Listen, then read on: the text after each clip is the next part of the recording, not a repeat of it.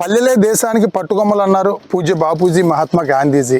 అటువంటి పల్లెలు కనీస పారిశుధ్యం నిర్వహించడానికి కూడా నిధులు లేక, స్వీపర్లకి జీతాలు ఇవ్వడానికి కూడా నిధులు లేక ఎంతో దుర్భరమైన పరిస్థితుల్లో అనారోగ్యంతో కొట్టుమిట్టాడుతున్న పరిస్థితి ఆంధ్రప్రదేశ్లో చూస్తూ ఉన్నాం.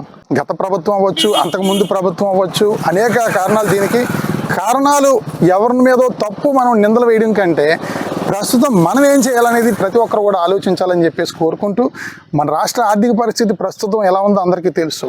ప్రతి నెల అప్పు చేస్తేనే కానీ జీతాలు, సంక్షేమం, అభివృద్ధి జరగని పరిస్థితి. ఆదాయంతో పాటు అప్పు చేయాల్సిన పరిస్థితి. ఈ పరిస్థితుల్లో గౌరవ ముఖ్యమంత్రి గారు అనేక కంపెనీలు తీసుకురావాలి, ఉపాధి అవకాశాలు ఏర్పాటు చేయాలి, ఆదాయ మార్గాలు ఏర్పాటు చేయాలి, సంపద సృష్టించాలని ముఖ్యమంత్రి గారు వారి ప్రయత్నం వారు చేస్తూ ఉన్నారు. సంతోషం, అభినందనీయం. కానీ ప్రజలందరూ కూడా దీనికి తోడవుతేనే ఈ రకమైన అభివృద్ధి జరుగుద్దనేది ఒక సామాజిక ఉద్యమకారుడిగా నేను విజ్ఞప్తి చేస్తూ ఉన్నాను.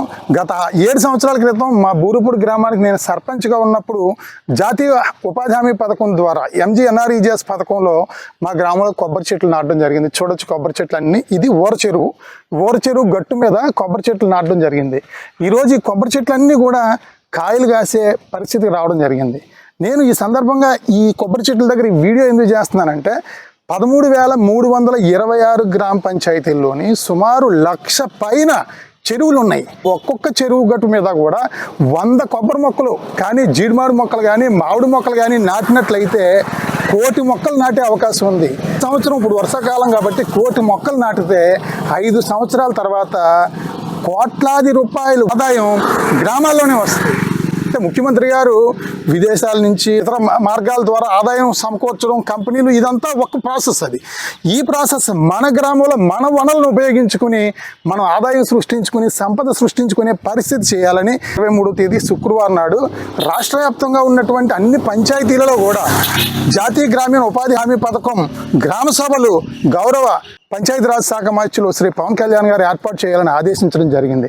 ఈ సందర్భంగా సర్పంచుల్ని, ఎంపీటీసీలని, వార్డు మెంబర్లని, అదే రకంగా ప్రజాప్రతినిధుల్ని, ప్రజలందరినీ కూడా నేను కోరేది, మీ గ్రామాల్లో ఉన్నటువంటి అన్ని చెరువు గట్ల మీద కూడా మొక్కలు నాటి ఆ మొక్కల ద్వారా ఆదాయాన్ని మనం సృష్టించుకునే కార్యక్రమానికి ఎల్లుండి శ్రీకారం చుట్టాలి 23వ తేదీనని చెప్పేసి ప్రతి ఒక్కరు కూడా విజ్ఞప్తి చేస్తామని. చూడొచ్చు చక్కని మొక్కలు.